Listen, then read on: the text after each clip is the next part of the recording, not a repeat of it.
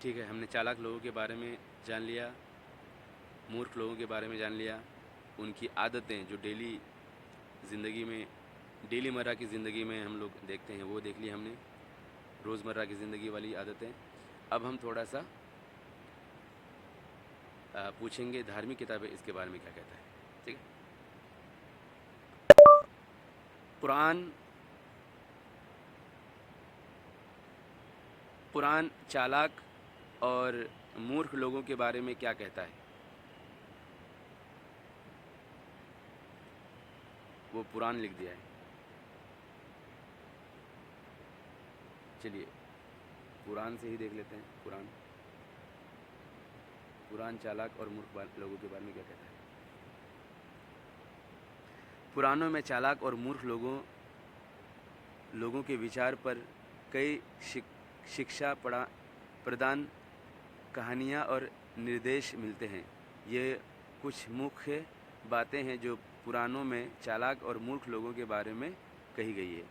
विवेक और ज्ञान का महत्व। पुराण कहता है कि एक चालाक या विवेकशाली व्यक्ति वही होता है जो ज्ञान और विवेक से अपने जीवन के फैसले लेते हैं। ऐसे लोग समझदारी से जीवन का मार्ग चुनते हैं और दूसरों के लिए भी मार्गदर्शन बनते हैं। घमंड से दूर रहना।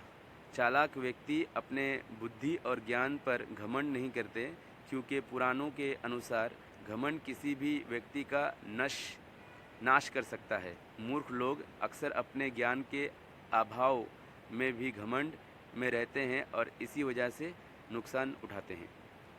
शांति और साहस का संगम। पुराणों में लिखा है कि चालाक व्यक्ति मुश्किल समय में भी शांति और धैर्य रखता है। मूर्ख व्यक्ति आसानी से परेशान हो जाता है और भटक जाता है, जो उसके लिए और भी मुश्किल पैदा करता है।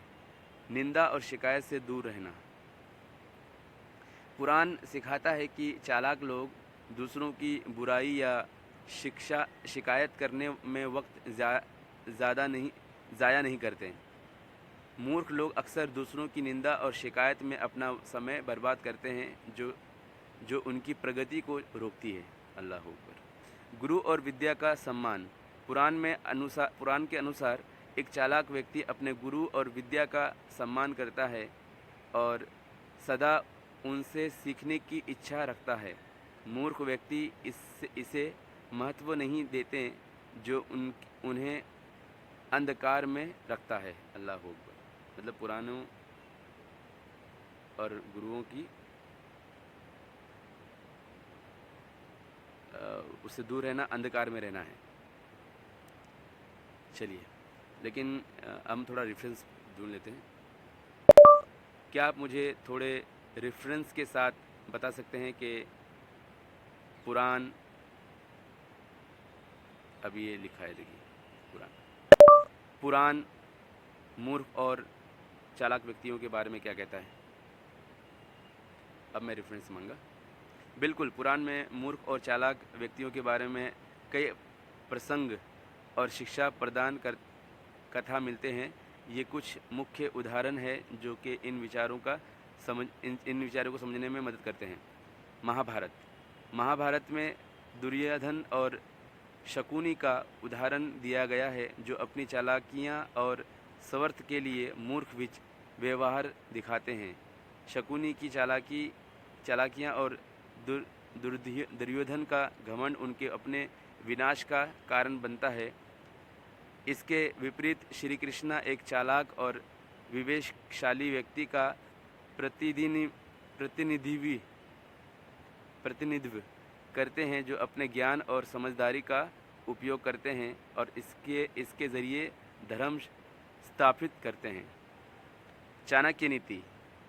चाणक्य नीति को भी पुराणिक ज्ञान के तौर पर देखा जाता है। इसमें चाणक्य कहता है, मूर्ख के साथ विवाद ना करो, क्योंकि वो अपने नीचापन में तुम्हें नीचा दिखाने का प्रयास करेगा। मतलब मूर्ख आदमियों से मत उलझो, उनसे दूर रहो। ये कथन इस बात पर जोर देता है कि चालाक व्यक्ति बिना किसी निरर्थक विवाद के अपने काम में लगे रहते हैं।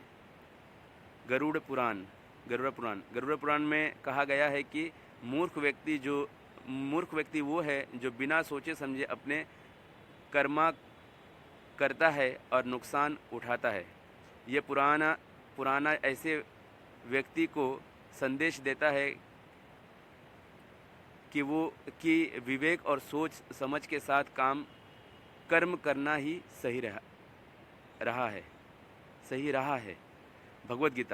भगवत गीता में श्री कृष्ण अर्जुन को कहते हैं कि विवेक और विचार ही तुम्हारे साथ मार्गदर्शन है, तुम्हारे सही मार्गदर्शन है। विवेक और विचार ही तुम्हारे सही मार्गदर्शन है। जो इनका उपयोग नहीं करते वो मूर्ख हैं। वाह।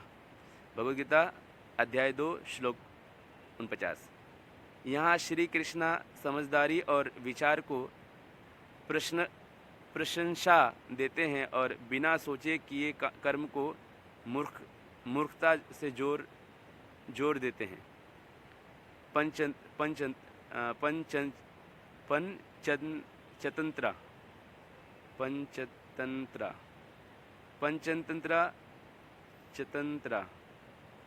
पंचतंत्रा जो एक प्राचीन शिक्षा ग्रंथ है, मूर्ख और चालाक व्यक्तियों के बीच के अंतर कहानियों के माध्यम से समझाता है। जैसे बंदर और मगरमच्छ की कहानी में चालाक बंदर अपने विवेक से अपने बचाव करता है, जबकि मूर्ख मगरमच्छ अपने मुंह और स्वार्थ के कारण धोखे खाता है।